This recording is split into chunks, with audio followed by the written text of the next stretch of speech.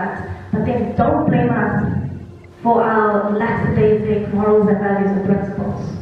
Let's just accept that trauma happened, we were born, we were raised by people who were traumatized by apartheid,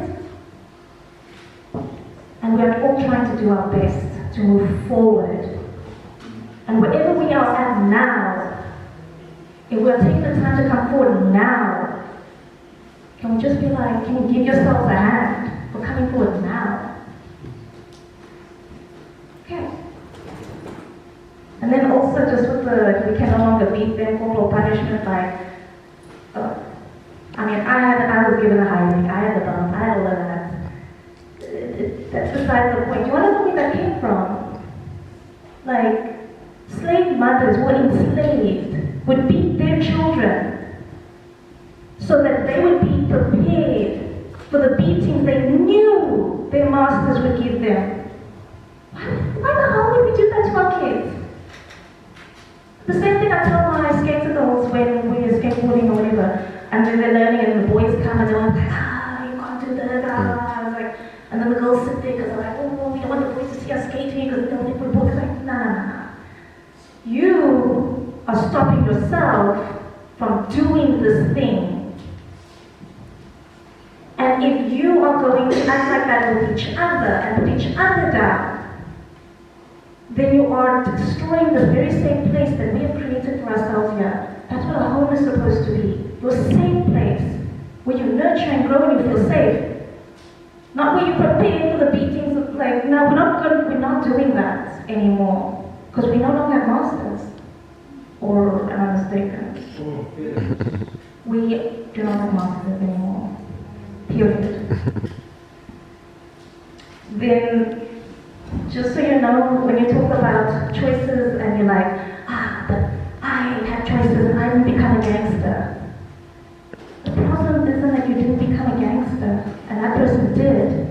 The problem is that your choices to be a gangster or not to be a gangster. Look at the problem, not the symptom.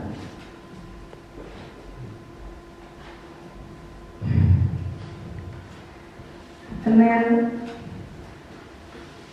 I know we mentioned like it's a rainbow nation and all of that, but just so you know, we're retiring that statement because rainbow implies that all colors are equal and we are obviously not all equal amongst our colors. So no more rainbow nation, because that's a false statement, you know. Unless we are all equal and I missed that memo. Cool. And then when you ask like how do you get more young people to be in these spaces, apartheid was kind of perfect. And I think we said this over and over again, where the enemy was obvious.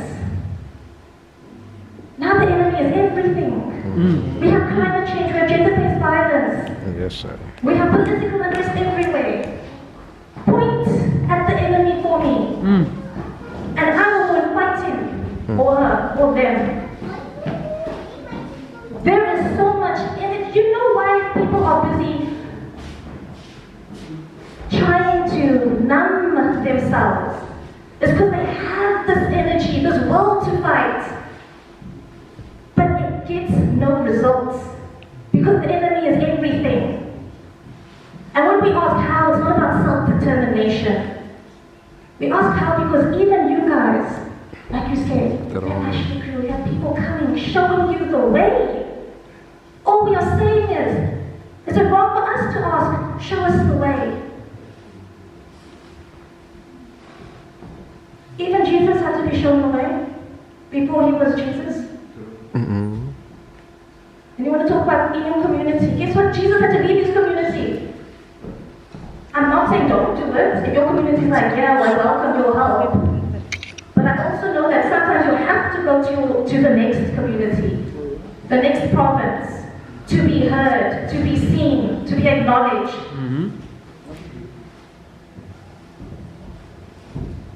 Sorry, I know many points, but you guys did say a lot. And just so you know that I'm just trying to show you we listen. Oh, I'm so tired of that statement. You see my youth and you're like, you're not listening to me. I'm like, I'm listening, I'm just listening very fast. And so I replied very fast. So when I interrupt you, it's because believe me, I've heard what you said over and over and over again, and so I've already come to the conclusion you're going to come to in the next half hour, and I'd like to get to my point. Not because I'm not saying your points don't matter, it's just we have heard it, which is another, just by the way, we have these long points because we do not have enough platforms like this to say these things, not to come to a resolution, just to say it. Yeah. To say it, drop mic, say something else, drop mic, just keep saying things. Doesn't have to be resolved, doesn't have to be like, well done to you, just keep saying it. And then we come to the conclusion, because we say these long things, that nothing ever gets done. Someone was busy saying that about one of my aunties in the community. She was at the pre-heritage tourism, what, that the deputy minister held. And I had to tell this lady, don't disparage that auntie over there. She's talking such a long thing there, but she's making points eventually.